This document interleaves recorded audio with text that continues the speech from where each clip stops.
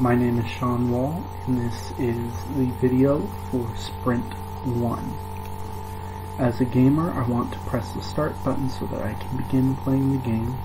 As acceptance criteria, the start button appears on the screen. The start button is accompanied by a start screen, and pressing the start button starts the game.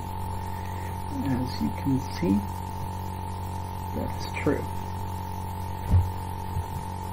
As a gamer, I want to move the shooter using the WASD keys so that the shooter can navigate the game scene. And that has acceptance criteria. The shooter appears on screen.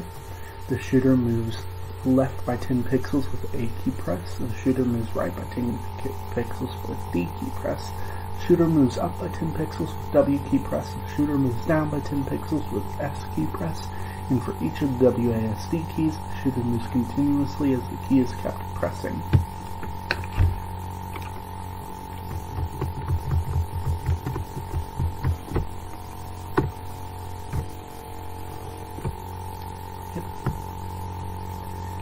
And as a gamer, I want to press the mouse so that I can shoot a missile. As child user stories, as a gamer, I want to move the cursor around the screen and have an in-game cursor follow so I can aim. And as a gamer, I want to press the mouse and have the missile shoot from the barrel to the location of the press so I can shoot. The acceptance criteria for the first child is the cursor appears on screen and the cursor follows the mouse. And for the second child, the missile starts from the barrel of the shooter and the missile ends where the cursor was at the time of the mouse press.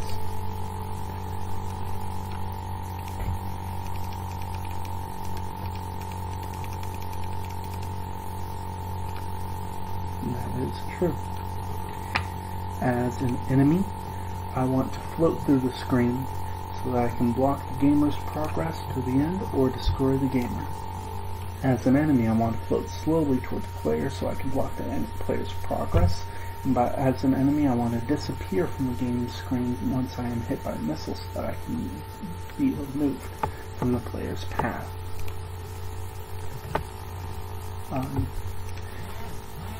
First one has acceptance criteria.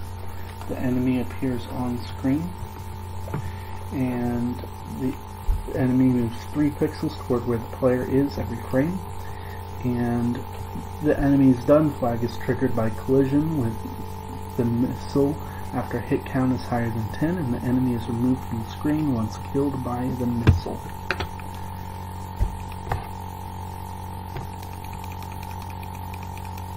Yep.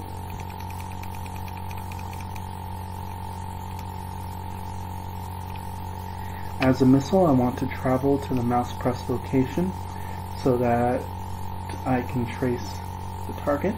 As a missile, I want to begin increasing the radius after I arrive at the mouse press location so I can show the exploding effect, and stop increasing the radius at the mouse press location once the radius reaches 35 pixels, and to disappear from the game screen so that I can finish the explosion effect.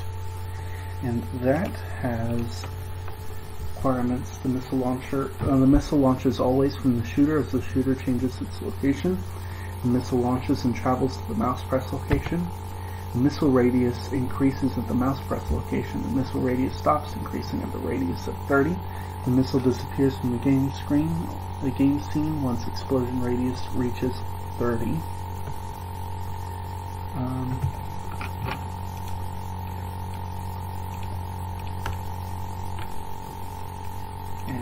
that is shown.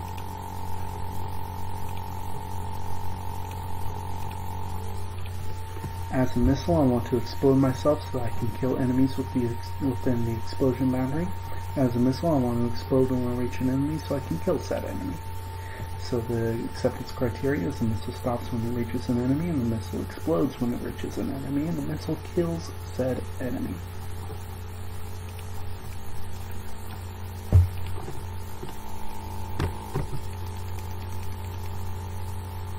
So even though I click past it, they explode at the enemy.